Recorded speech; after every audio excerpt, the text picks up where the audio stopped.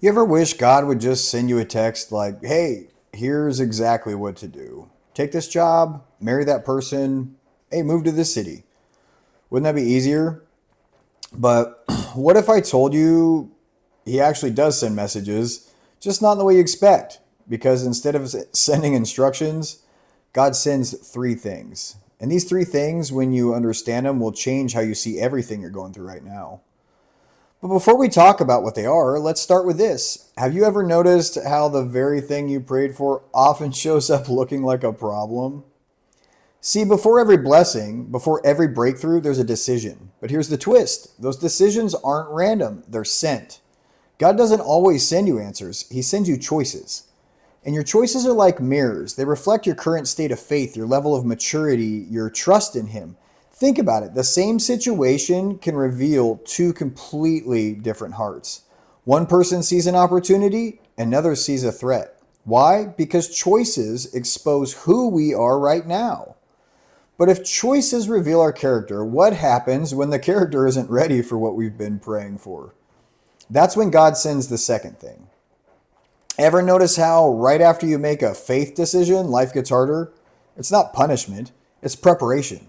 God sends challenges not to break you, but to build you. Because you can't carry divine blessing with a weak foundation. Every challenge is a classroom. Every storm is a lesson in disguise. And here's the part most people miss. The challenge you're facing right now might actually be the answer to the prayer you forgot you prayed. You asked for strength, but God sent struggle. You asked for wisdom, He sent confusion. You asked for faith, but He sent silence. Why? Because growth never happens in comfort. But there's still one more thing He sends. Something that shows up right in the middle of all that silence. When you're sitting in the middle of a storm, when the choices have led you to the challenge, that's when the questions come. God, why this? Why now? Why me? But what if those questions aren't signs of doubt? What if they're invitations? Because questions drive us deeper. They push us into the Word. They pull us closer to the heart of God.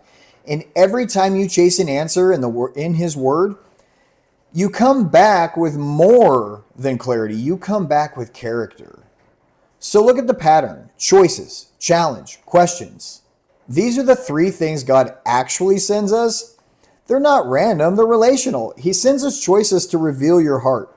He sends challenges to refine your faith. He sends questions to restore your connection to Him. And when you respond to each one with trust, the process repeats: choice, challenge, question, growth, again and again. And so the person you become can carry the blessings you've been praying for.